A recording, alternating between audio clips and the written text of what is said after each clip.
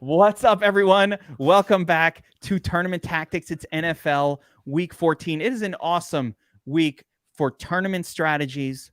It's an awesome week to attack Millie Maker. Look what happened last week, guys. We've never nailed a week, I don't think, on the Tournament Tactics show like we did last week. We set to play Jalen Hurts with. I don't even know. It was so good, right? We warned everybody off the shitty chalk. We got you off of Watson. Who played him? Idiots. We got you off of a lot of the bad chalk. And we got you on the good chalk, or not chalk, but the good plays. Hurts last week. I think Mike White was one of my plays. I can't even remember. Joe Burrow. It was glorious.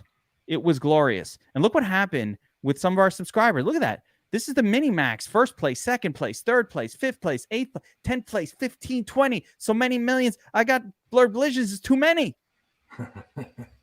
Sorry, that I got a little out of hand there. I don't even have the full. I've been playing it all week. The 50K wins, the 20. Everybody crushed it.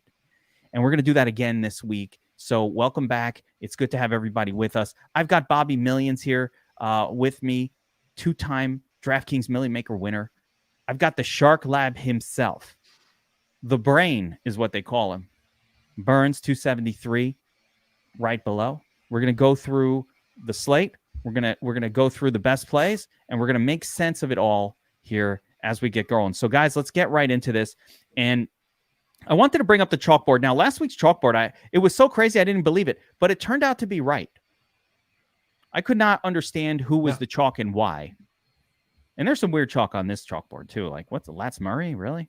But I couldn't understand what was going on. But this week, I think we got a little bit more accuracy. So let's jump over to the quarterback position and just kind of get started and jump right into this. There is one game, and let me actually show the game tiles for this week here. There's one game that stands out above all the others from a Vegas lines perspective, and that is, of course,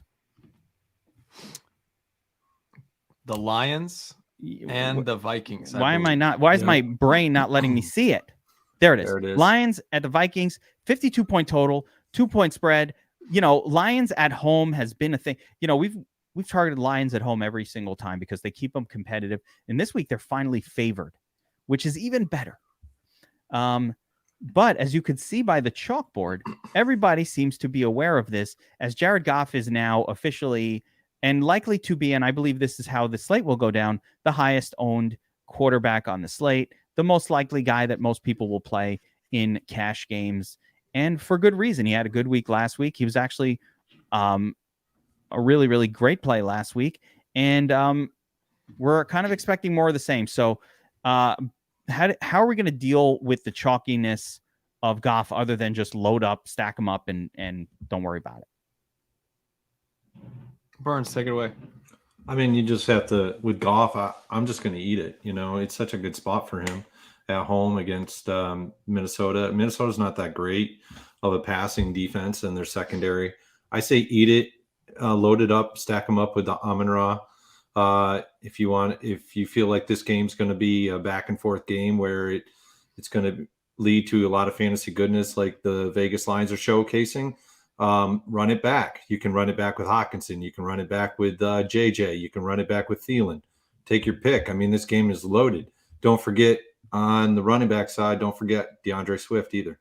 I think Swift is going to be really high on. Take a look at the points against chart here, and you can see that Minnesota is allowing 3 points above mean expectation to opposing quarterbacks on the season and 5 fantasy points above. So one of the worst teams in the league against the pass. One of the worst. So, oh my goodness, like the numbers, everything's coming together. And if you look at the flip side of the game, you're seeing a lot of the same with Detroit allowing almost 6 points above mean expectation to opposing quarterbacks and 3 or 4 to opposing wide receiver. What's this number here? Detroit apparently pretty bad against the tight end position as well. And there's a little revenge narrative going on the flip side of that game with TJ Hawkinson. Absolutely a solid play at tight end this week. So yeah, I totally agree. I think you gotta stack this game up. It's going to be the approach that a lot of people use, and we're going to have to figure out how to get differently in other areas, because this is not a game you want to get too different about. I want to remind you guys, BobbyWow, you were all over the that game when it was Seattle at Detroit, and it was that points explosion week that happened. Do you see that happening again here in this one? Yeah, I think it's certainly possible, and I'm with Burns all the way. I think you got to eat some of this chalk, and yeah, don't be afraid of the other side of the ball from Detroit. I think Kirk Cousins is going to get overlooked a little bit, so don't be afraid to go with him and those stacks. And the other guy that will definitely be overlooked, and I understand the matchup isn't as good, but I think Dalvin Cook is going to be under-owned given his potential in this matchup. So that's kind of like if there was a sneakier spot here, that's where I would be looking. I love Dalvin Cook in this spot this week. I totally agree. And I think you just brought up a really important part of tournament construction. There are certain players I'm going to avoid. So essentially, Dalvin Cook is leverage against Kirk Cousins and probably Justin Jefferson. So you want to have some of that. On the flip side, specifically, Jamal Williams is very good leverage against all of the other chalk pieces on the Lions. So if I'm playing Jamal Williams, he is not going to be in a lineup where I got Amon-Ra and all these other lines, and definitely not in a Jared Goff lineup. Like, I'm avoiding that because he's leveraging it. If every touchdown Jamal Williams scores is one that the rest of the crew, especially Goff, is not getting his grubby little paws on. Burns, how do you feel about that in terms of leverage? Oh, I love it. I think it's a great leverage spot. Both Dalvin and Jamal are great leverage spots. Jamal's even a good leverage spot off of DeAndre Swift, who's going to be higher owned this week. Yeah, and that's right. Swift will be. I'm surprised. He's going to be a little bit chalky at the running back is really weird. We'll get into running back here. There's only a few quarterbacks though that I'm really kind of interested in this week. So most of them are on the chalkboard, and then there's one hidden gem who I hope stays hidden. I almost don't want to talk about it, but we will. But I hope it stays hidden. Joe Burrow at Cleveland, second highest chalky or up there on the chalkboard. Is going to be a high-owned play this week. Cincinnati taking on the Browns. And one of the interesting things about that game is there's this narrative that the Browns always beat Cincinnati. Joe Burrow hasn't beaten the Browns. I got news for you guys. That changes this week. That changes. Macaulay Burrow is going to get it done in this spot. Look how bad the Browns offense looked last week. The only thing that saved them with Deshaun kind of looking extremely rusty was their defense against the worst offensive team in the league had enough, and it didn't matter, right? You come out looking all befuddled on offense against the Bengals. Bengals are a good defense. You're in trouble. They're in trouble. My only concern with the Burrow play is they could just easily lean on their two running backs in this one, and Burrow just doesn't get it done. BobbyWow, in terms of Burrow, there's a chance he doesn't get it done here because those running backs take all the points. Yeah, I'm kind of surprised to see him at double-digit ownership. I mean, I know the Browns aren't very good, but at the end of the day, they've been okay against the pass. Their hole is the run. So I think you mentioned it already, Geek. I think the Bengals do lean on the run here. So I think that lowers Burrow's ceiling enough for me to not really like him. I don't think I'll have much Burrow exposure at all. Burns, how about you? The Shark Tank, the Shark Lab, I would say tank. Does the lab should be pointing to Burrow, as a favorite in a fairly high scoring game, but there is some running back vulture risk here. Yeah, you're right. Whether it be Samaje Perine or Mixon, I mean, they're going to vulture and Burrow, but I still like Burrow in this game. He's favored at home. It's a really good game for him. He's got Jamar Chase back after a game where Jamar actually got the rust off. So last week wasn't really that great of a week to actually play him, but he's got the rust off now. I think he starts to key in with Jamar now. And I think him and Jamar just start to light it up. I think you could see a 30-pointer out of Jamar this week and another 30-pointer from Burrow. And I don't mind it double stacked with I think you can go with the lower priced on Boyd. And I don't even mind stacking double up with Perine if they determine to actually ease Mixon into this week, which I don't see him doing, but I don't see the easing in thing happening. But what I do see is Perine kind of prove himself enough to get more snaps than he normally does because they're like, Absolutely. nah, P-Ryan's good. We're fine with that. Again, I wanted to show the points for, points against chart. Just understand that Cleveland is really bad against running backs and allowing 5.5 points per game above mean expectation, whereas they're actually fine defensively against all the other positions, primarily because it's been so easy to run against them that there was no reason to do anything else. And Cincinnati, when you look at Cincinnati up here, they're good, period. They're good, above average, across the board. Defensively, I don't know that they're known for that, but they are. I love Bengals defense, super sneaky in this game. No one's playing them. I like Bengals defense as well. Could be one of the better defenses of the week as we get away from the. Actually, I said no one's playing them. Let's take a look at the chalkboard. Maybe I'm wrong. I like the under as well, by the way, in this game a lot. Yeah, they didn't make the chalkboard, so there you go. They didn't make the chalkboard, and I totally agree with you on all those fronts. Let's keep hammering through the QB position, guys. And we're going to go through the chalk, guys, and then I've got one that one sneaky one that no one's on that I really think has a chance of winning us some tournaments. But Jalen Hurts, we loved him last week. I don't see much difference in this spot. You know, Hurts put up that number in essentially what was a non-competitive game. It was 35-10. Like he was scoring and he was just putting up more and more. You can't run on the Titans up the gut, so they just threw it. AJ Brown put on a clinic. Eagles look every bit the Super Bowl the Super Bowl contender, and the Giants, they're not going to do shit here. I think it's going to be another beating. I think it's going to be another beating by the Eagles. Giants can't score, but BobbyWow, I don't really know if there's enough here to say, oh, Hurts is going to do it, or I think Miles Sanders will have a bigger role. I'm not quite sure we'll get the explosion that we got last week. And I definitely don't like the fact that Hurts is now going to be owned, where last week we got him unowned and we won tournaments because of it.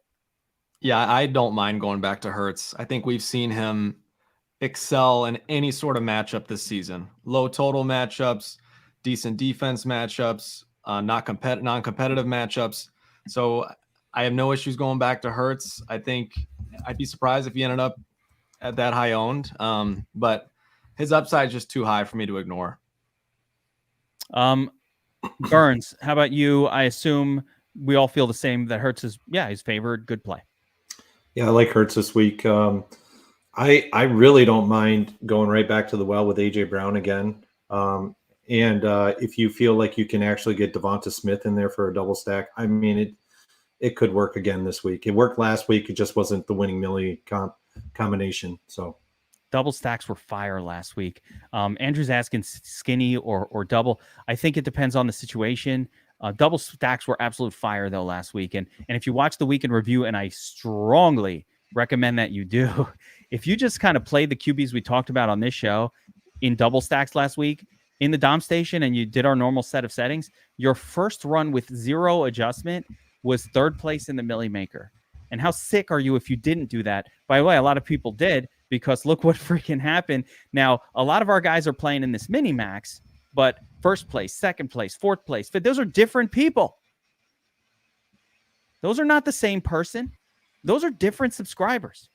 So the other thing I wanted to address here, I didn't talk about this when we talked about the Cousins game, but it's really interesting to note that in the first game, where Detroit and Minnesota play each other multiple times a year, and in the first game, Detroit chose to double and triple team Jefferson throughout the game. Jefferson had a terrible game, and the secondary guys for the Vikings were the ones that actually had the good game, as the Thielens and the other non-Justin Jefferson types. So it's just a thing to keep in mind. Even KJ Osborne, who I'm not a fan of, even he's viable here, and Adam Thielen, and definitely Hawkinson. The big news I'm keeping an eye on there is Okudah. If Jeff Okudah is in, I think you have legitimate reason to be a little more worried about Jefferson and those wide receivers. So he's questionable right now. We'll see.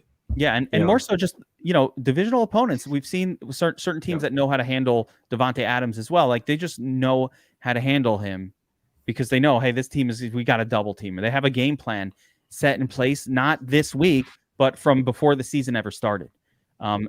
So yeah, and yes, guys, load up. That is a game stack bonanza. It's going to happen in your lineups anyway, but that is a game stack. When you're building for that one game, the best way to be unique with Detroit And the Vikings for me is just get crazy with the stacks because people don't generally go beyond a 2-1 stack, do a 2-2 stack, get really silly with it. All right, Kev, so we might actually have the same situation in that Philadelphia New York game that we saw last week. New York is actually pretty good against the run. So where we saw with Tennessee, they were stout against the run, but they're not so great against the wide receivers, right? So we might actually see another game like that. New York Giants aren't as good against the run as Tennessee, but they're not as bad. They're not terrible against the run either. So we could see another situation where the passing situations is all that they can do in this game.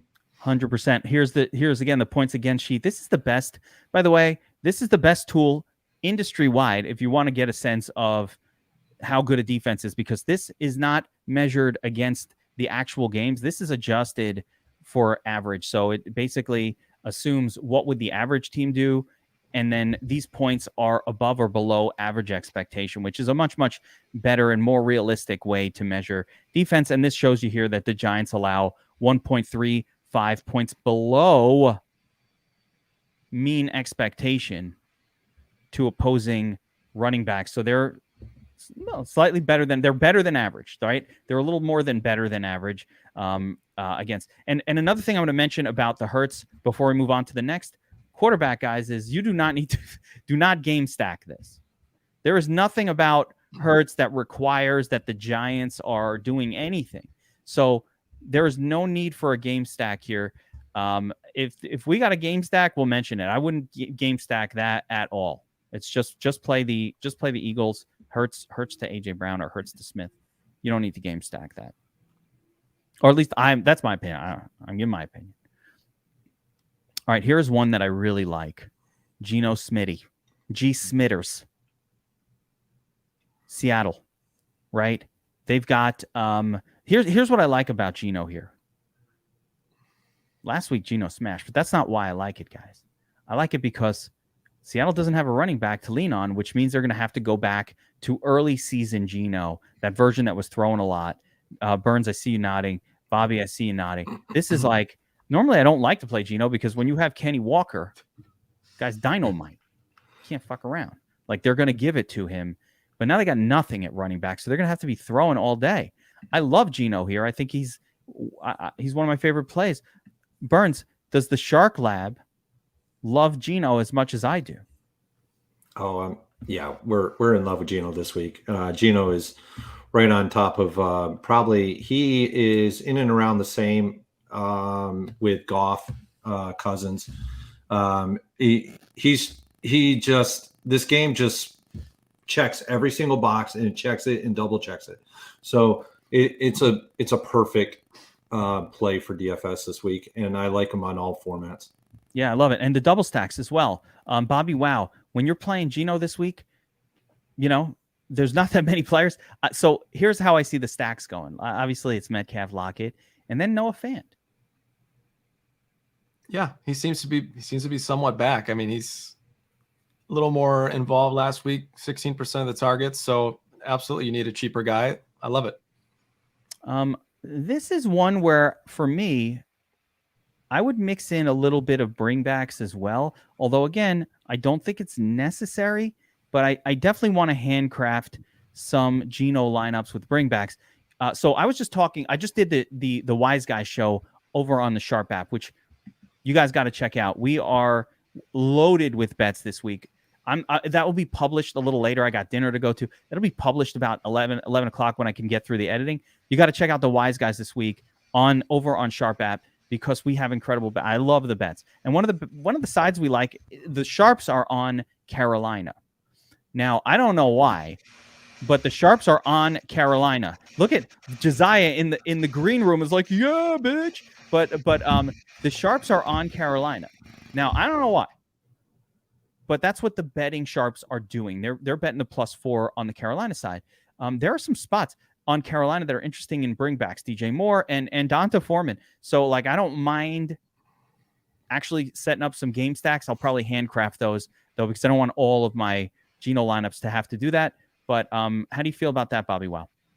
Yeah, I love it. I think there's a lot of Carolina pieces that I'm intrigued by. I think Foreman's certainly one of them. Seattle stinks against the run, and you can make an argument here for Sam Darnold as well. So Ooh, no, not going to make a big one, but you can make that argument. I'm not making that argument. If DFS Up North makes the argument, I'm on board with supporting. Did he make the 10 for 10? Yes. DFS Up North always has to throw one in there that I'm going to frown on, and then it works out. So,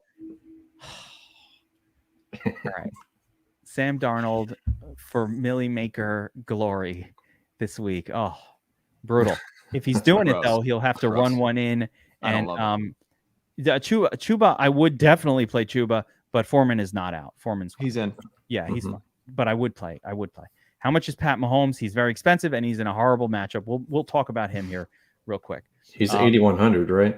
Yeah, he's very expensive. The matchup's not good, and his ownership will be low reflectively, but it's understandable. So a couple of stud, and it's funny that Dak is showing up here. I actually find that comical, but Josh Allen. Let's just get into some of these studs. These are massive favorite situations. And Burns, this is, again, metrics. There are metrics. Josh Allen, right. Massive favorite against the Jets, right? Yeah, it's not even that. He doesn't check everything that I look at. Like there's multiple factors in this game that are getting me off of Josh Allen. So I won't have him this week. It'll be probably one of the only weeks where I don't ever have him. Unreal. But yeah, it is unthinkable. It is. And similarly to Mahomes too. I mean, Mahomes he's better in checking all the boxes as compared to Josh Allen, but they're in similar situations against. I would not play Josh Allen against the Jets. I think the Jets are a top stout defense this year. So I commend your Jets. I commend them. Love it. I love it. BobbyWow, the heavy favorite crew, Josh Allen, Pat Mahomes, and Dak Prescott. All three have something in common, right? They're going to smash their opponents this week. I already bet Mahomes. I like. By the way, I bet Mahomes, or I bet Kansas City. I did not bet the Bills because I don't like laying 10 for them. And Dallas, there's no way I'm laying 17.5. Hell no, I don't lay 17.5 for anybody. But of that trio, BobbyWow, is this where you're going this week? Can we skip them? We've already gotten through 5 quarterbacks that we like. Yeah, I think my pay up options hurts. So I think this week that middle zone is kind of where I'm ending up, middle to bottom. And so I've got one pay up guy. It's Hurts. It's not even like we're getting Allen or Mahomes at like 3% ownership. I think those guys are going to be 7, 8, 9% owned. So Hurts is my pay up, and then I'm looking down below from there. I'm assuming Andrew's talking about Goff and Amon-Ra, bro. You want to play Goff with Amon-Ra. Gino goes with Metcalf and Lockett. Yeah. All right. So we've gotten past the quarterbacks on the chalkboard. And of course, I've got to give you my super sneaky, no one's paying attention this week. And this is where we make all the money. Last week, it was Hurts, right? We said, or Mike White, right? Both of which smashed. I can't even remember there was so many. It was Hurts and Goff. We said Hurts and Goff. And Goff. You're speaking this Mike White thing into existence a little bit, I think. I talked about Mike White the last 2 weeks. He did fine. You guys were ripping him. He didn't win you the Millie Maker. That's right. It was Goff. And we did have a turd hat bet. Next week. All right, you got to remind me. We had a turd hat bet. You got to remind me about who would score more between Goff. That's right. BobbyWow was all over Goff. And Goff was the nuts last week, by the way. Let's not forget. So few people played him. He actually didn't turn out to be the Millie Maker winning quarterback, I don't think. But he should have been, but just not enough people played him.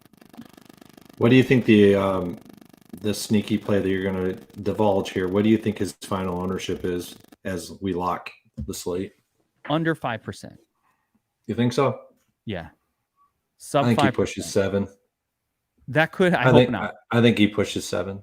You think it's because I'm going to say it right now that it's going to change? No. I think just because of what we've seen in the past and what we saw last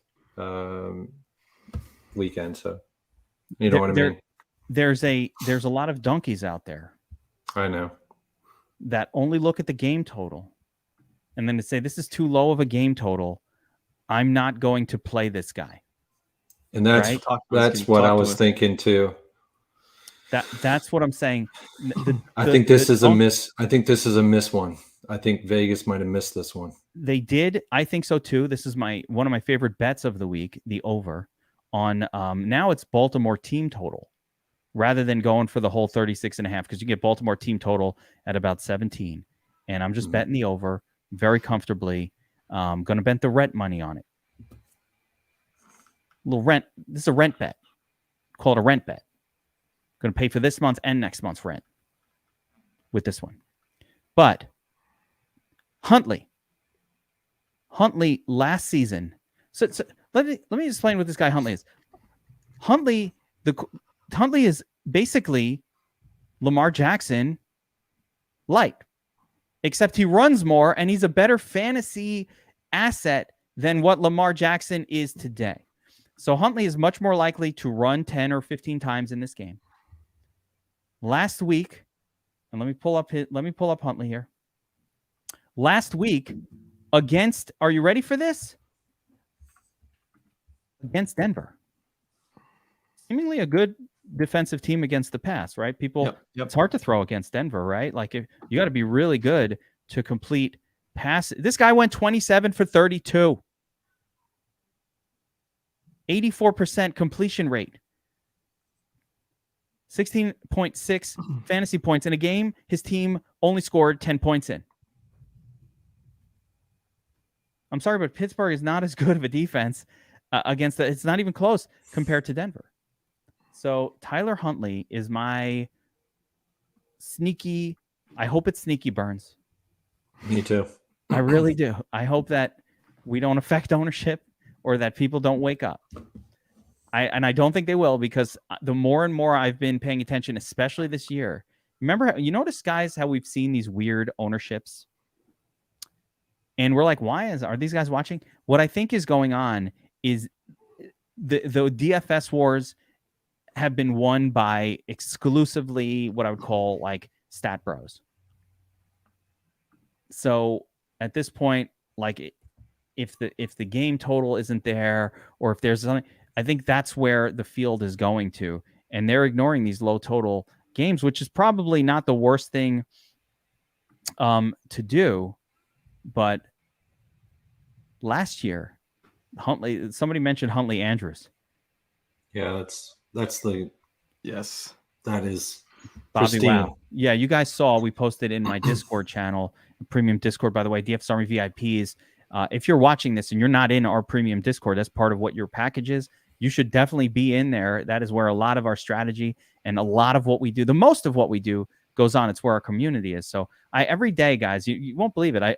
I just get these DFS Army, and they're subscribed. They're VIP subscribers, so they're subscribed to the site. I'm like, what Discord? How do I see that? I'm always like, what?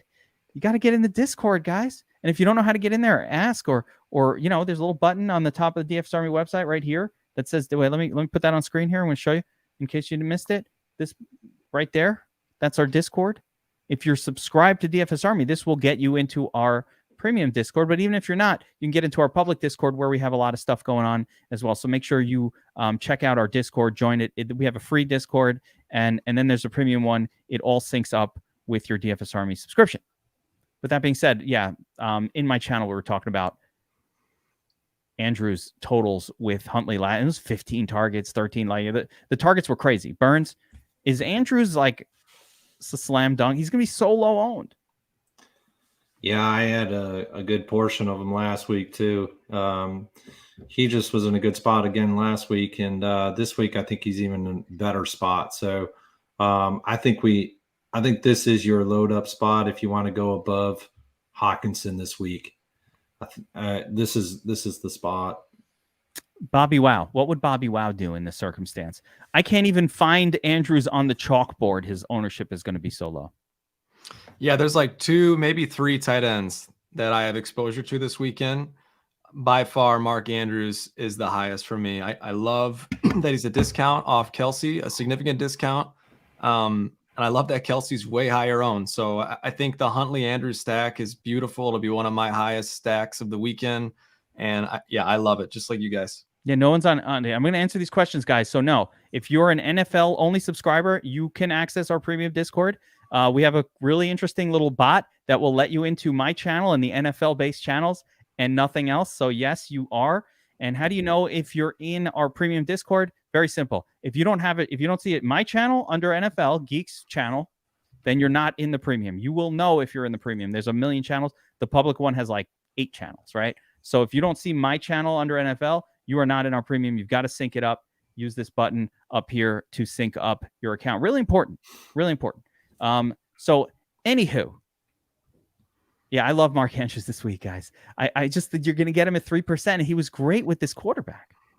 Let's see if there's a matchup-y reason to like him as well. Wouldn't that be a bonus? All right, so Pittsburgh, not particularly bad against tight ends. So there's no like a matchup component to it. But I think one misperception here is that Pittsburgh is like this great defense. They're not a particularly good defense at all. They're very average. And you look at their numbers, they're actually below average versus wide receiver, and they're just average across the board. This is not a defense to be feared. Even with the return of Watt, Huntley's speed negates that.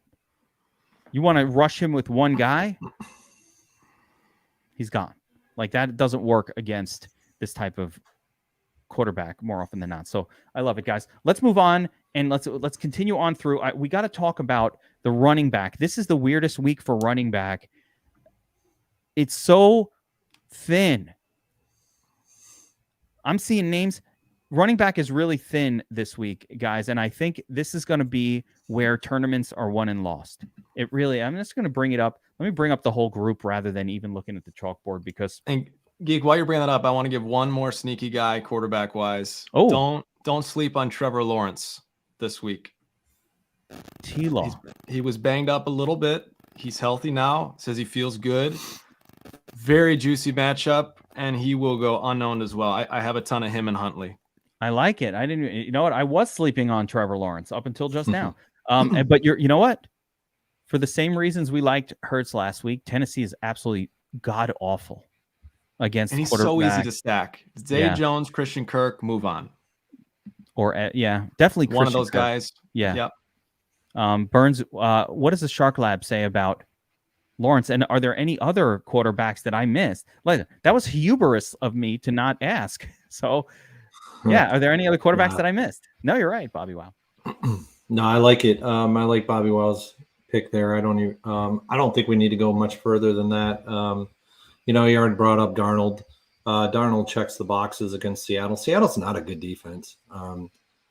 They're just not. Darnold's not a good quarterback. He's not a good real life quarterback. What if he, I'm sorry. Maybe Jets former quarterbacks, they get better with age, like a fine wine.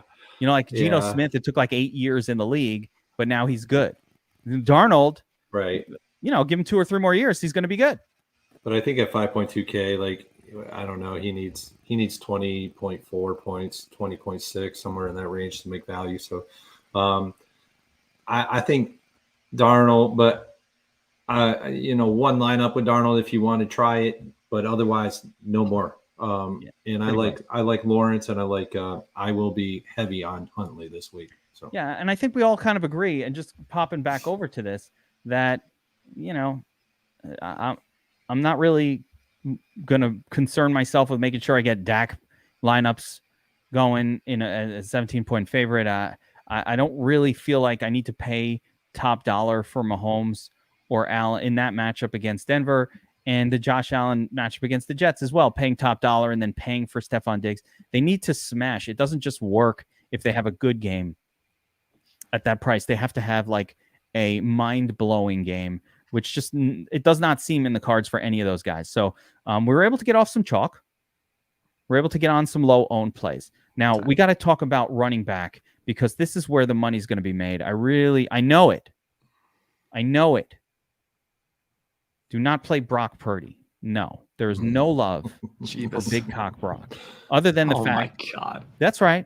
I got a credit Alan Seslowski for the nickname Big Cock Brock, but no love. But what I do love is betting the 49ers big. Defense on the 49ers. Oh, yeah. And just the 49ers to cover that -3.5. Hell yeah. But Tom Brady couldn't move the football against the Saints. He's not doing anything against the 49ers. 49ers better than the Saints.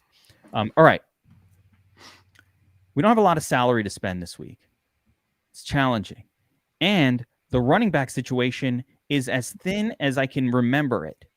So I need help. I need help from the Shark Lab. I need help from BobbyWow. I need some help to figure this out. And let's just go through the running back position and stud zone. I'm eliminating Barkley from the discussion. For me, Nick Chubb is out of the conversation as well. I'm not playing him. And my reason being, I think Cincinnati wins, and Nick Chubb will do better when his team wins. I don't think I love Derrick Henry, but he's going to be very chalky this week. I don't hate him. I'm okay with Henry, actually. I'm fine with that. Christian McCaffrey, a little spendy, although I like him a little better on FanDuel for the price point, but I think you can play Christian McCaffrey. How do you feel about the stud zone, BobbyWow? Yeah, I think it's a tough week for the stud zone this week. I do think this is a great bounce back spot for Derrick Henry. So I have a legitimate amount of Henry and Trevor Lawrence stacks right now, but he's probably the only guy I'm going to in this top four. I think Burns is probably gonna like C-Mac as well, but for me, Henry's better than the other three guys. Yeah, I feel that. Although I think McCaffrey is also really good. Burns, top group. I got to go Dalvin as number one here, followed second by Henry, and then I would have to go. I think I go Pollard over top of Mixon in this game. I think Pollard is in a better spot metrics wise, even though Cleveland's a really bad defense. So isn't Houston against the run. So it's debatable between Pollard and Mixon for me, but they both have the same problems. Mixon's got Samaje, and now we have Zeke with Pollard. So it's a problem, because we have that. We have to pick between the two. So this is why the running back position is so damn thin. Yeah, of course, I'd love to be like, hey, it's Joe Mixon's season, against Cleveland. Sure, worst run defense. I mean, we have the numbers, right? Cleveland's really bad against the run, but he's got to contend now. Yeah, almost 6 points above average expectation to opposing running backs, but he's got to contend with Samaje, who now has shown himself. This happens 2 or 3 weeks away. They'll kind of forget, but like the week after the Samaje has 2 incredible weeks, they're not. This happened with Montgomery. This on the Bears, BobbyWow. That first week after Montgomery comes back, but Herbert had smashed the week before, it's kind of like a 50-50 mix, right? And then the team's like, oh yeah, wait, we like Montgomery more. And then by 2 weeks later, it's back to 70-30 on the split.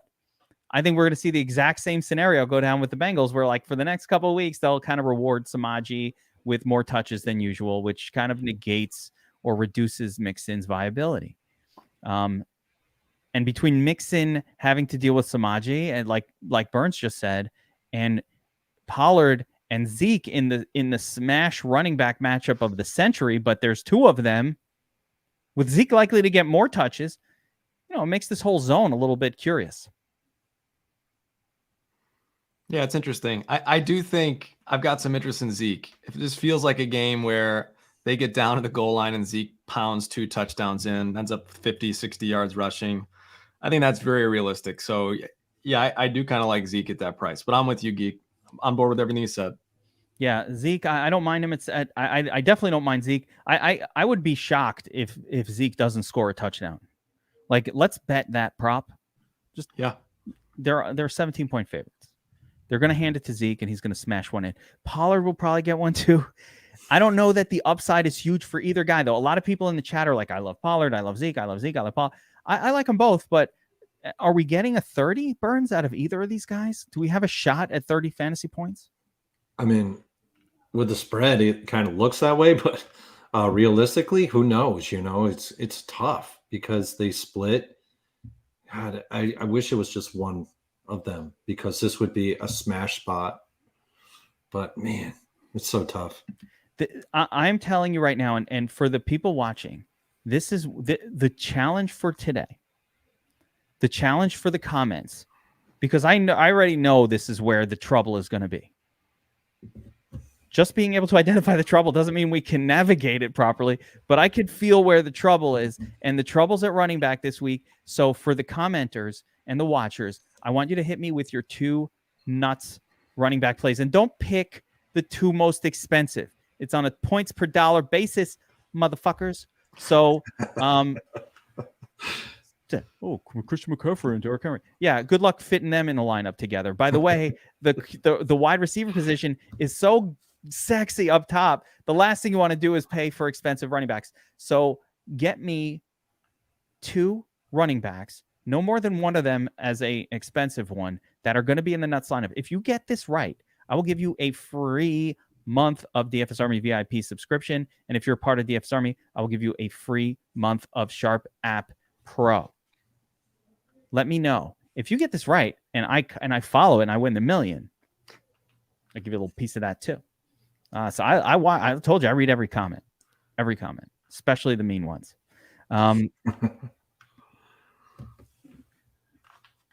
Look at Ash, my man.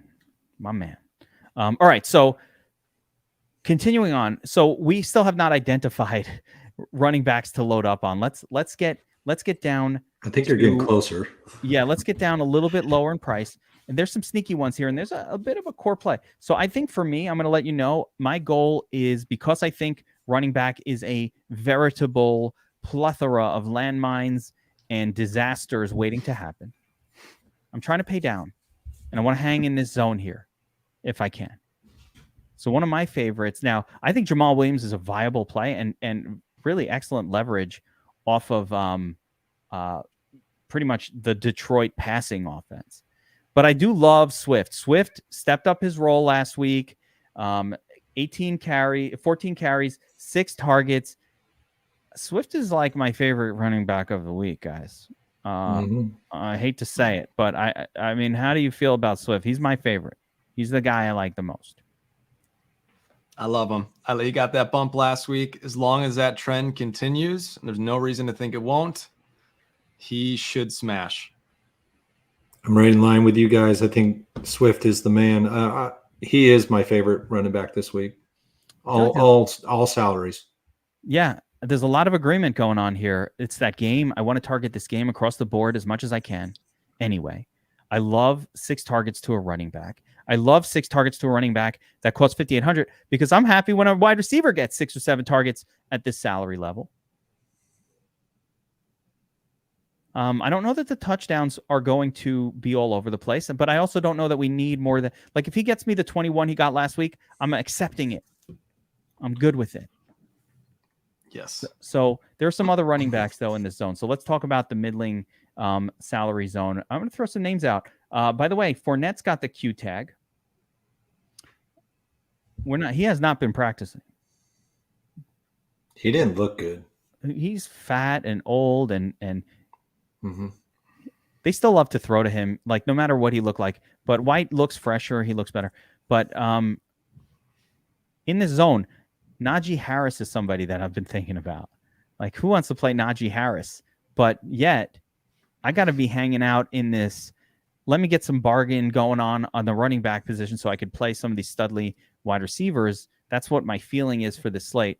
Najee Harris, I added him to my sheet today. It's kind of, the Q tag is gone. He's fully healthy. Yeah, it's gross, but yeah, he's one of the better options down here. I hate to say it. A name that's coming up a lot is D'Onta Foreman. So D'Onta Foreman as well, fully healthy. Seattle can't stop the run. They're 31st. D'Onta Foreman, yeah, here it is. Mateo knows what's up. Does not get any passing game work whatsoever. They don't throw to him, but 22, 24 carries, maybe a touchdown, maybe 2, Burns. Can we play a guy like this? Yeah, I mean, Seattle is rough against running backs. This is where you want to go in that game for Carolina.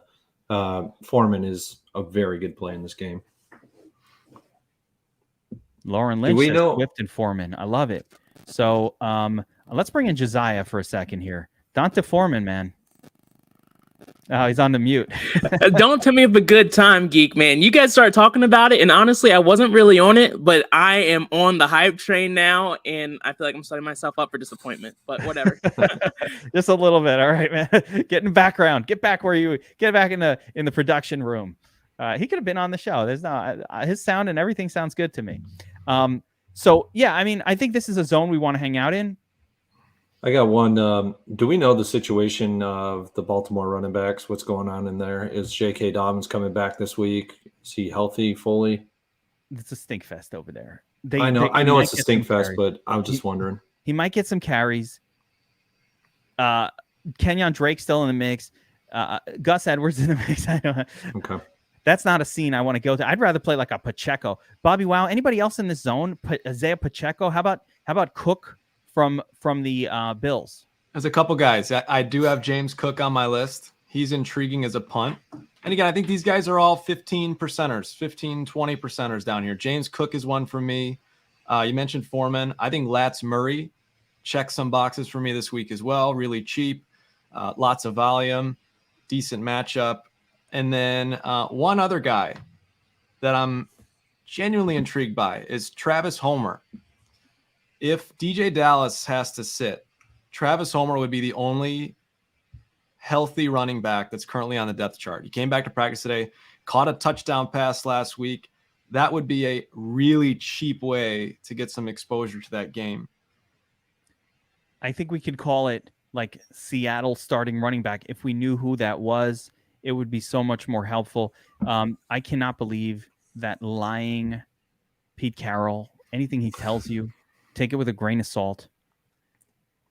I need to stop for a second. Man, Burns, your camera quality, it looks gorgeous. Shit's 1 gig, yo. I got the 1 gig internet rolling. The change is spectacular. You're making now. I'm like, what? Now I need to up my camera quality too. I told my wife, I said, we got to get 1 gig because I need Kevin to make sure that I look all right. Shit, I look all fuzzy and stuff, man. It's like gorgeous. I mean, the pixelation is gone. It's just spectacular. I'm such a breath of fresh air. I love it. All right, running. So we covered pretty much the running back. Have we missed anything? Burns, did I miss anybody? No, I think we're good.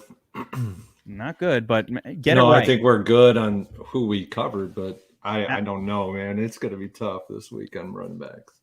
Yeah, there it is. Game time decisions for DJ Dallas and Kenny Walker. I'm not touching any of these guys with a Q tag or if you're a running back and you don't know you're playing like on Saturday, you're probably more injured than I'm comfortable with.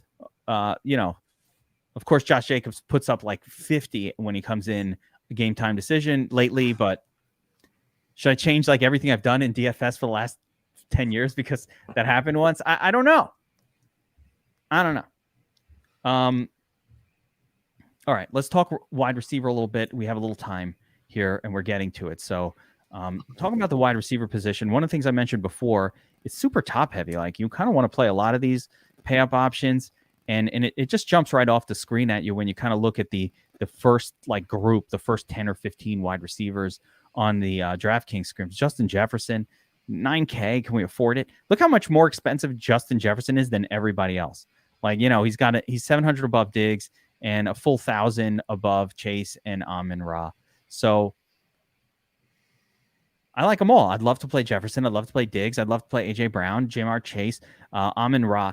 So of this group, I have my favorite, but let's go around the table of this elite group, and I'm going to stop at 7,500 at CeeDee Lamb. So from CeeDee Lamb up, this group, BobbyWow, give me your top 3 in order.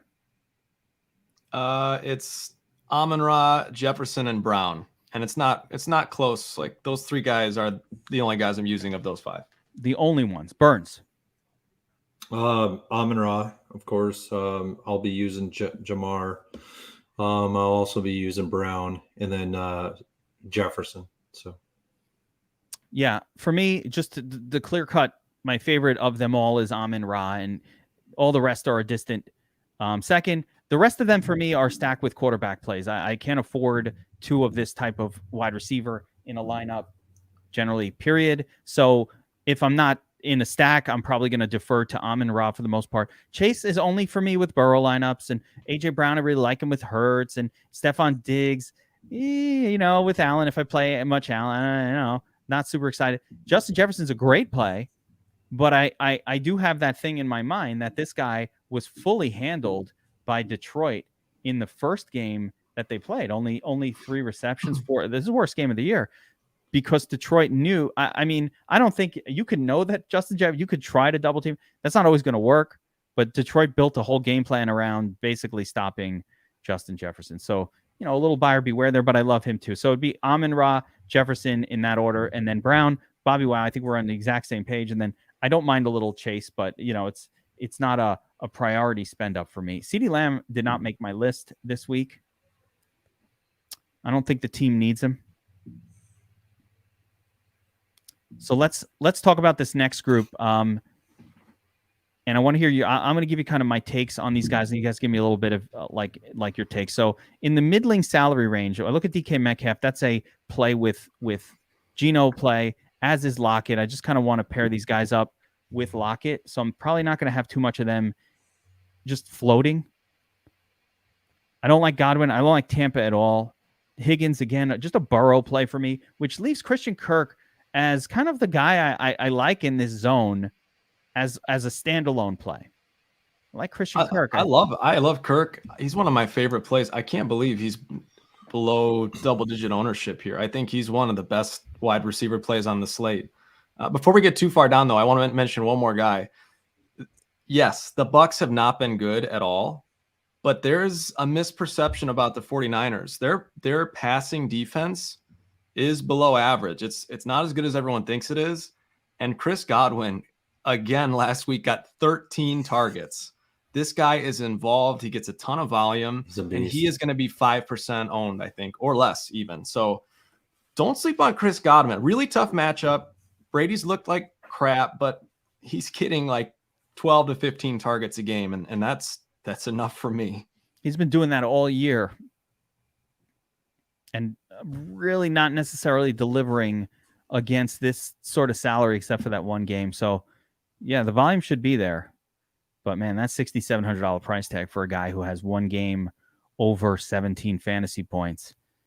That's the reason why he'll be low owned, right? Yeah, for sure. It's not a slam dunk play, but I like getting – I'll probably be around 15% Godwin. I think it's interesting. I like it. Burns, did you have a thought on this grouping other than I think me and BobbyWow are definitely favoring Christian Kirk in this whole zone? Yeah, I'm favoring him too. I'm also gravitating to Tyler Lockett at 6,500 as well, in a really good matchup. So those are my two in that zone. Yeah, and I could knock a lot of these guys like for reasons. Amari Cooper's got that Q tag. He might not play. Deebo Samuel with Big Cock Brock, that is a no-go for me.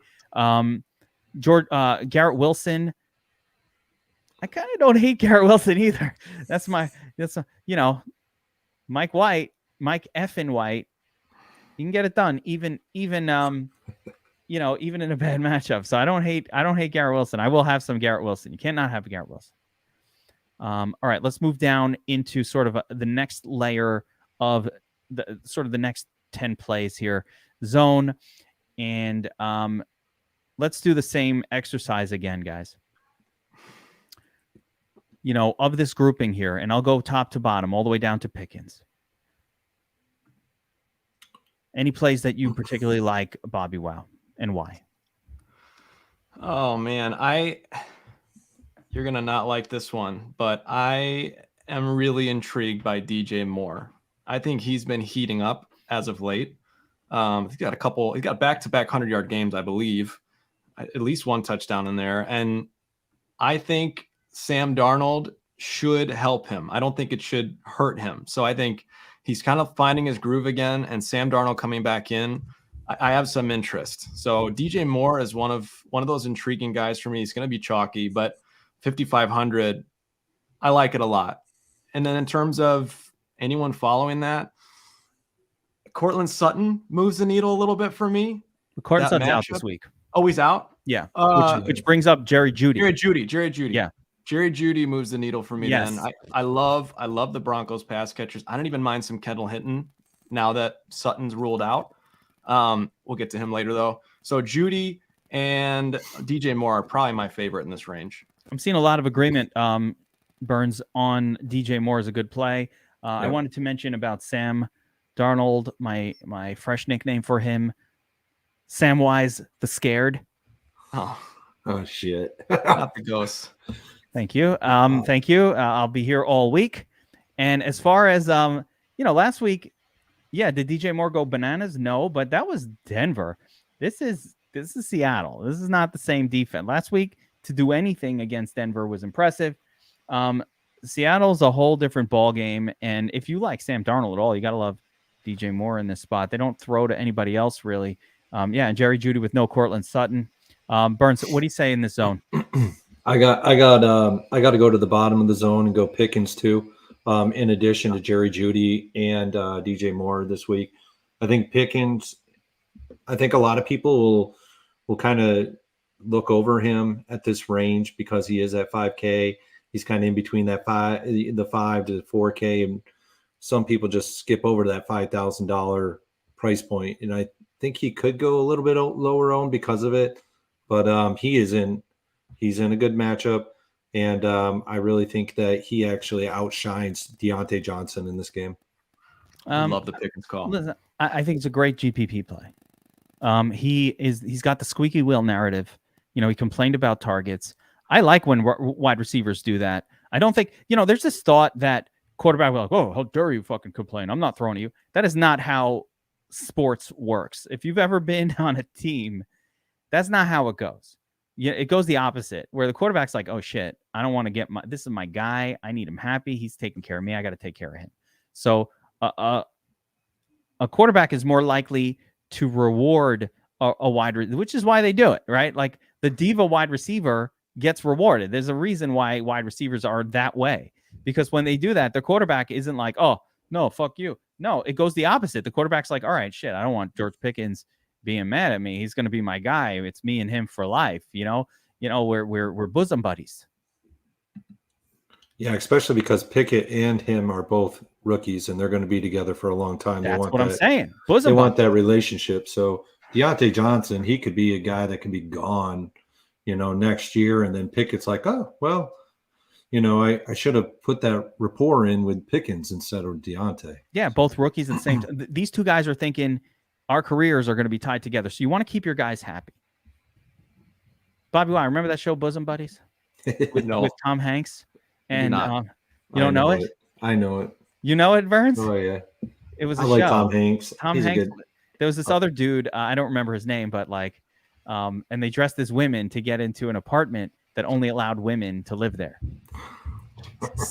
Today, the show would be all so. I don't even how that would fit in 2022 America.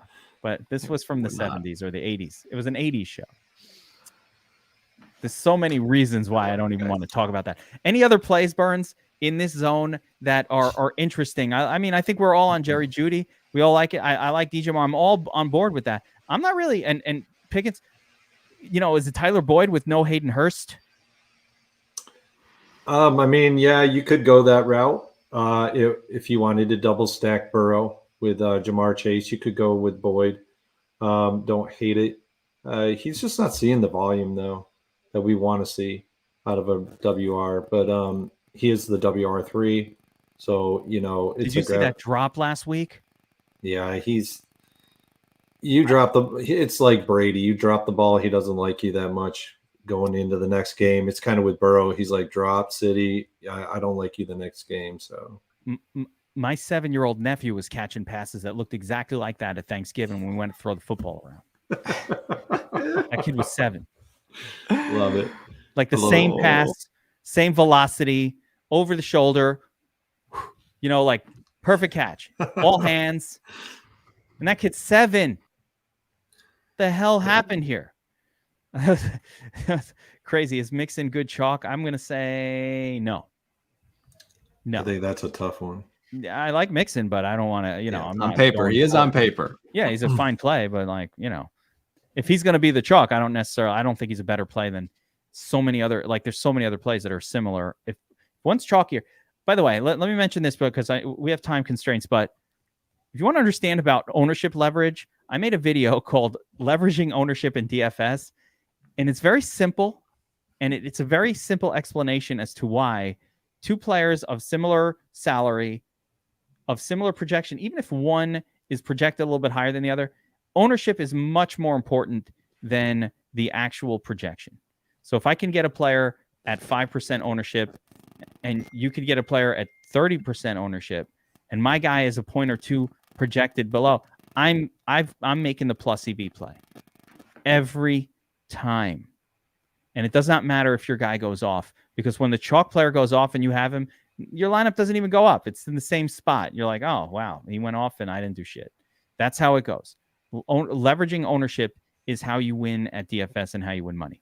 So just at high ownership, it's almost never a good play, especially something like that where I don't actually think it's a good play. It's not a bad play. It's just, just fine. So that's my whole point there. This zone is pretty bare. So we talked about Judy. One name I'm going to mention is Gabe Davis. And we have a new tool at DFS Army, Air Yards tool. I'm going to show you this tool. Okay. I love excuses to show new tools that we have on screen. It's a really cool tool. Let's see if it actually works. There it is. And it does work. So if you look at the air yards numbers for Gabriel Davis, so we're going to select wide receiver. I'm going to show you how to use this. Okay. We're going to select the weeks that we want to include. And I'm going to go like the last bunch of weeks. So let's go 8, 9, 10, 11, 12, 13. Right. And I sort by air yards. Look who's at the top of the list. Gabriel Davis. Now, if you look at the rest of these people, they've all been smashing. Right. And then here's Gabriel Davis, because he's got 600 air yards, but only 200 actual receiving yards. So what this implies is that Gabe Davis has big play potential every week. They're throwing to him. They're throwing deep. He's just not been catching the ball. Now, does this mean he's going to catch the ball this week and connect on some of these plays? I don't know. But I like that for tournaments. I love the fact that no one's going to play Gabriel Davis this week in tournaments. I like his cheapness. This is how I think Gabriel Davis, if it works out, wins you $1 million. Like, he's that guy that no one played. Everybody's like, oh, Gabriel Davis, what? I didn't even think of playing him. No one thought of it. And you win $1 million because he goes off for 2 touchdowns. He could even do it on 4 receptions. It does not take much. What do you guys think of that tool? It's pretty slick. I love it. Yeah, nice. And I like the ability of the user to select the weeks. So you don't have to look at the whole season because it's not relevant. I care what happened the last 4 or 5 weeks. What happened in weeks 1 and 2 at this point aren't super relevant. So I really like that. There's a lot of other stuff going on in that tool. So you can check it out on DFS Army under the NFL tab. All right. So where were we? Let's move down to the cheaper wide receiver zone here. I'm keeping an eye on the clock, guys. So we'll keep it moving along. Donovan Peoples-Jones. You know that Amari Cooper may not play. He's got some issues. And as much as I don't like the way that Deshaun Watson looked last week, he'll be a smidge better. I expect him to be a little better after a game of back. And he could be amazing this week. Like, it could have just been one game to knock the rust off. I don't know. I like DPJ, the People's wide receiver, a little bit in this zone, simply because I think Amari Cooper might be out and he becomes the number 1 wide receiver for his team. Adam Thielen stands out as part of that game that we're all trying to target. So sure, Burks is out. A lot of people ask about Zay Jones. He's part of that Lawrence game. Again, like it, Tennessee is a team to target wide receivers again. So I like Zay. I like Zay a lot. I think this zone is pretty decent. Any others in this zone, BobbyWow?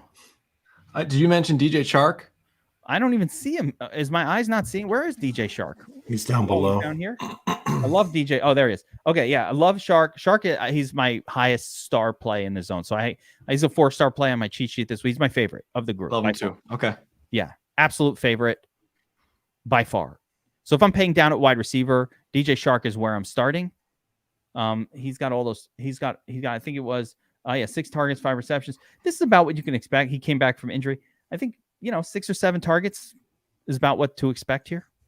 Yeah, if he catches a touchdown, he's a big body. Catches a touchdown, he probably breaks Slate a little bit. And I really think Zay Jones has Slate breaking upside in a big way this week. So he might be one of my favorites down in this range. You said Zay. Zay. Oh, that's what I like to hear. So a little Slate breaker out of Zay. Let's see what that Q tag is all about. Is this an illness Q tag? Chest injury. Chest injury. I don't know what that means, but I love the wishful thing. You don't know what his chest injury is. What kind of, is it a rib? What's a chest injury? Questionable people don't sit anymore. Anyone who's designated as questionable never. They always seem to play. They always play. Right. Nico Collins. So Burns, in this zone here of the pay down options, we mentioned, Thielen, of course. I think a lot of these are just stacked with their quarterback, like a Thielen play. It's more like somebody I want with Cousins. Zay, I think he's probably standalone playable. We talked about DJ Shark. I actually love him, of course, in stacks with Goff, and I'll have so many Goff stacks. I might not want to have a whole lot of Shark outside of those, but I'll have a little bit because I think he's just a straight up very good play, regardless of the stack. What do you like in here, Burns? Oh, I like all those guys. And I'll add in Traylon Burks as well if he's going to be a go. He's out. He's out? He's not playing. There's a play at 4K that you guys can use. And in addition, it's Ike. You can use Ike from Tennessee. That's a play that if you don't want to go down below 3 or 4K, he's at the 4K barrier. So you like Ike, is what you're saying. He's one of those Millie Maker plays that you forget about him, and he just pops off every now and again, and he can do it again this year. He's already done it once for 23 points. 31. And I think he was like 3,000 that week. So nobody had ownership in him. I love that call. Oh man, that's you're talking about Westbrook Akine, right? I just want to make sure. Yeah, Ike. Yep, Ike. Crazy. I mean, he's going to be the number one. Bobby Trees doesn't count anymore. He's going to be the number one guy, and just a juicy matchup. Yep.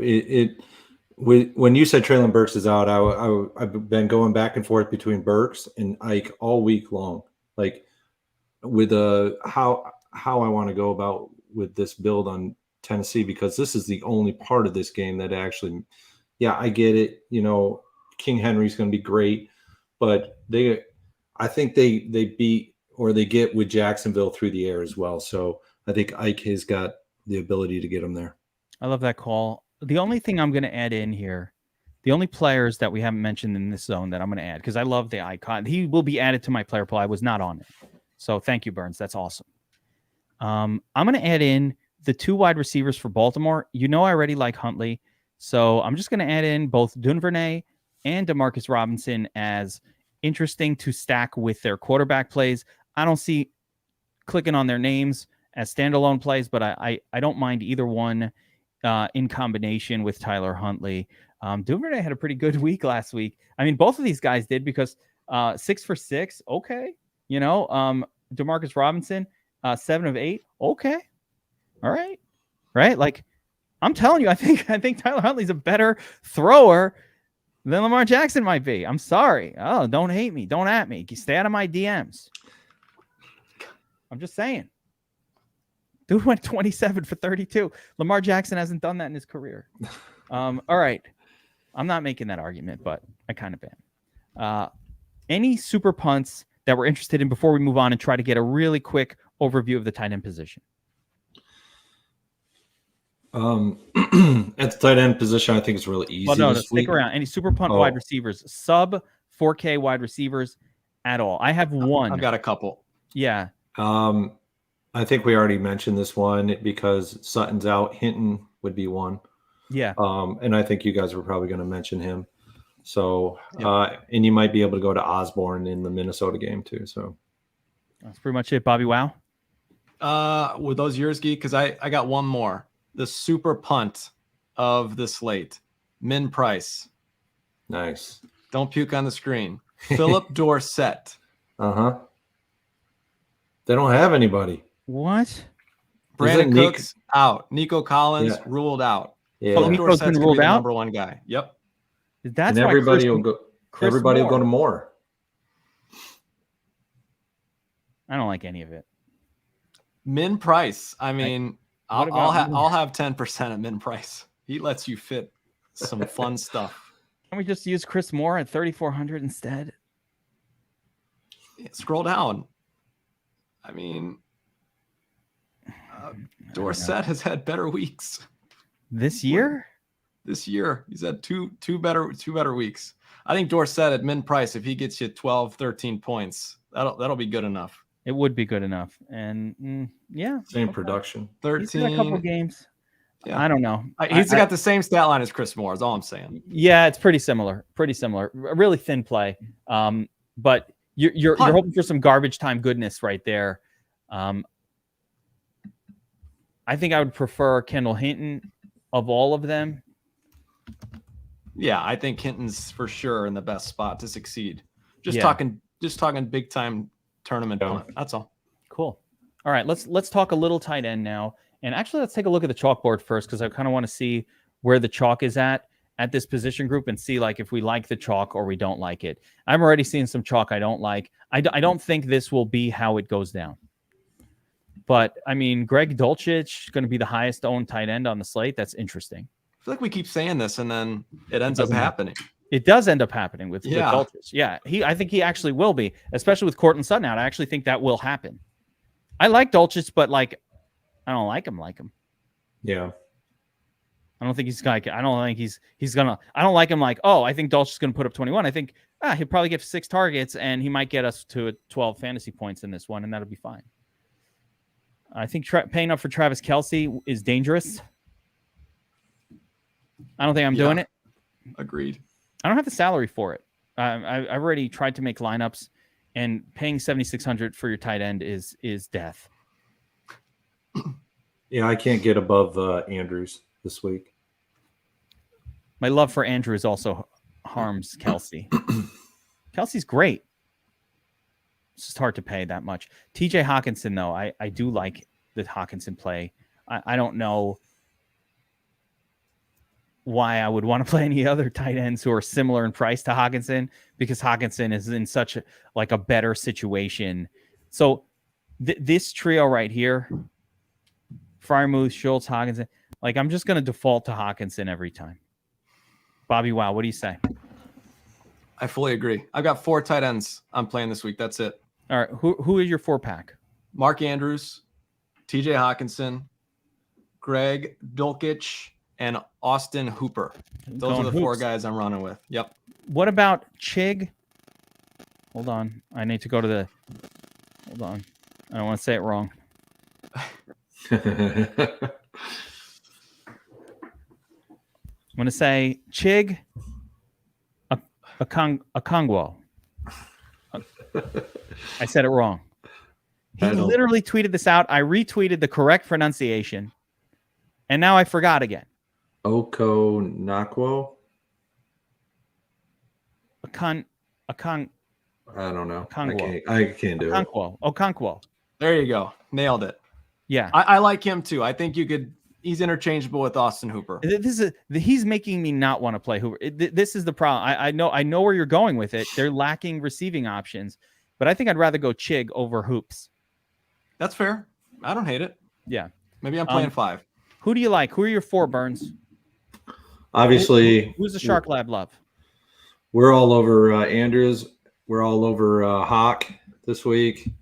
Of course, I'll have ownership in some other areas. I might even go with Brock from the Detroit side, just simply because I love the game.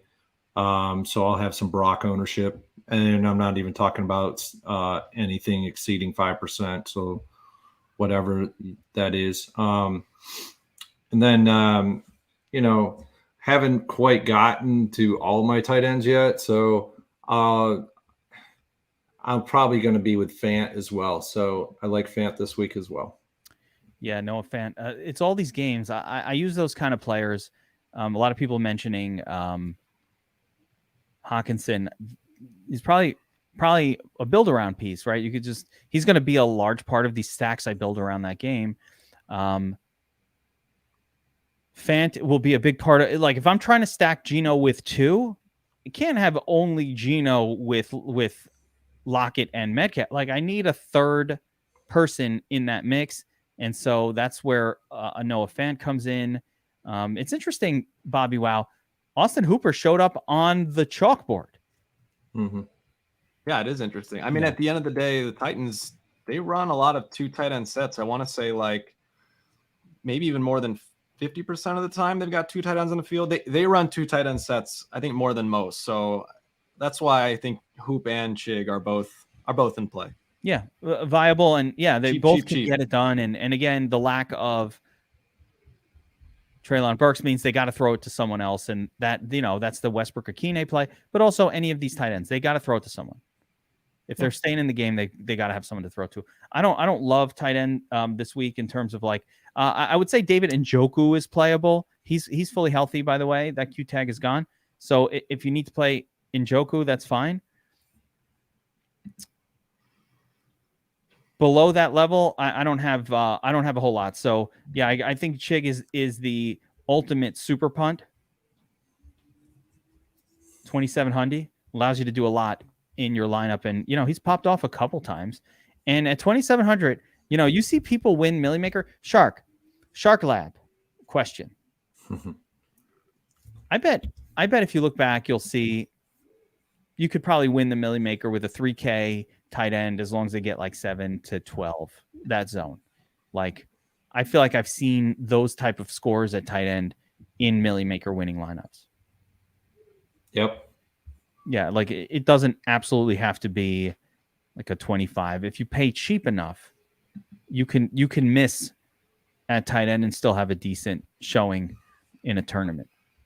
I mean, I think I saw last week Logan Thomas was 5. Yeah. And he was high up in the leaderboards. So lineups. So and at tight end, 3K is the sweet spot. So there's been 42% of the winning Millie Maker lineups housing. They have a 3K tight end in it. I love it. Quick thoughts on defense. I'm just going to ask you to give me your 3 favorite defense plays on the slate, and I'm just going to go around. BobbyWow. Burns, go first. Okay, Burns. Shark Lab is all about picking defenses. So give me 3 or 4. Yeah, I kind of nailed it last week. Did you give us Browns? No, I didn't give the Browns, but I gave San Francisco 49ers. Yeah, that was the second nuts and good enough to win tournaments.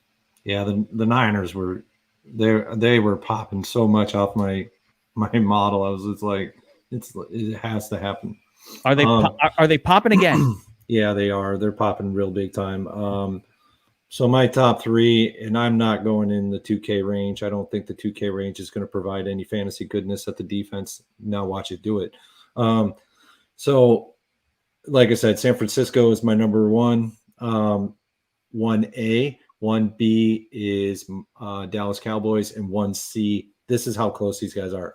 That is the Bengals. So they're very, very close. I love all them. 3 of those. I absolutely love all 3 of those. It sucks to pay up for a defense, by the way. And my whole goal most weeks is to find a cheap one that's viable. But love those, all of them. 49. If I had to order them, maybe I'll. On paper, there's never been a matchup better than Cowboys Houston. Like, that is as good as it gets. But the other 2. 49ers love, and of course Bengals Bengals will be low owned. The best part of the Bengals play, like Dallas people are paying up for Dallas this week. Like, that will have ownership. As a matter of fact, on the chalkboard, I think Dallas is number 2. Yeah, they're number 1. So people are paying up at defense this week, which is bananas. There's the Bucks on that list, but they'll be owned. Bengals not going to be owned at all. That's the one that you're going to get a 0 ownership. BobbyWow, what do you think?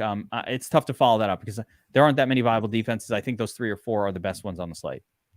Yeah, I kind of like paying down a little bit, being a little more contrarian with the defense on this slate. I think the Bengals are a smash middle ground play. I think they're excellent. They're probably my highest exposed defense. I am really, really intrigued by the Bucks defense. Let's not forget that Brock Purdy is the quarterback. I think we're overlooking that a little bit here. And then I'm gonna have I like the Texans last week. I'm gonna have some shares of the Texans this week. $2,100 is as cheap as it gets for a defense. They're a lot better than people give them credit for, and I think this game turns into a slow grind. So I'm gonna have some shares of the Texans, but I legitimately like the Bengals and the Bucks a lot. I'm gonna go. I like that you have a cheap defense. I'm gonna prefer, because I don't like the Texans. That was a great call the other week, but I don't like the Texans. But I'm going to prefer Carolina in that exact price range for similar reasons. Like, listen, Geno's great. I love it, love it, love it. But Carolina, I don't know. Like you said, there's something going on. Sharps are betting Carolina. Their line moved from +7 to +4. How does that happen? Geno turns it over once or twice. You know, there is a set of circumstances. Carolina running the football. 2,200, only need about 5 fantasy points to be like, okay, I'm happy I took them. So if I have to pay all the way down, I'm going to favor Carolina over the Houston call. But that's your bear. I think in my sheet I wrote this isn't even viable. It's like the cheapest defense that I'm just going to deal with it and hope it's not a 0. That's kind of what I wrote for them, because I do like to have, listen, you're making a lineup and you're like, I need 300 more.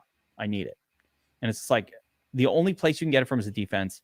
I'll also throw in Steelers and Ravens as both kind of potentially playable, either one of those. But Burns, I think initially you pretty much nailed it. 49ers, Cowboys, Bengals. If you just load it up on one of those 3 is probably going to go off.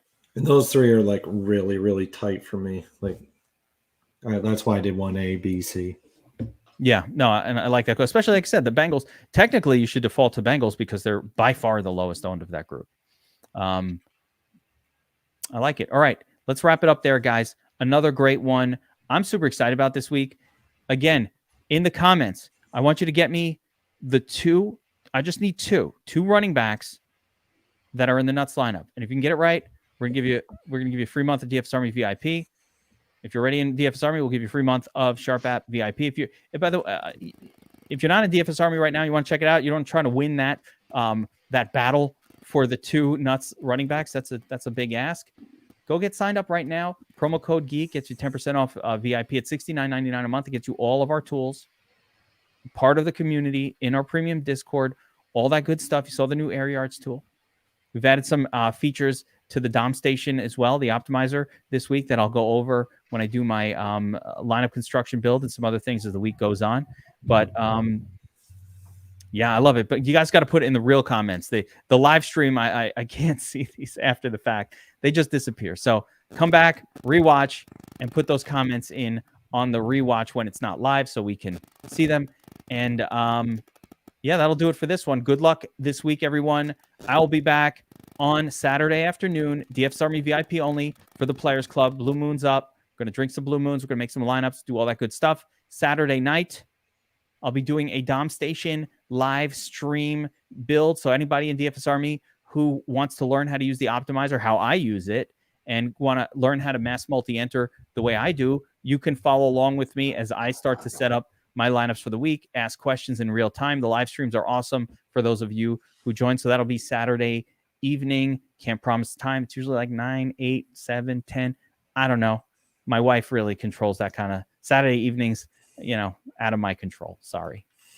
Hey, Geek, I want to jump in and add that on Sunday at 11:30 a.m. Eastern Time, we will have the pre-lock show where Burns will be a special guest, where Razzle and I will also be there as well. So don't forget about the pre-lock show. I love it. And I love that sweatshirt, Josiah. Thanks, man. It looks glorious.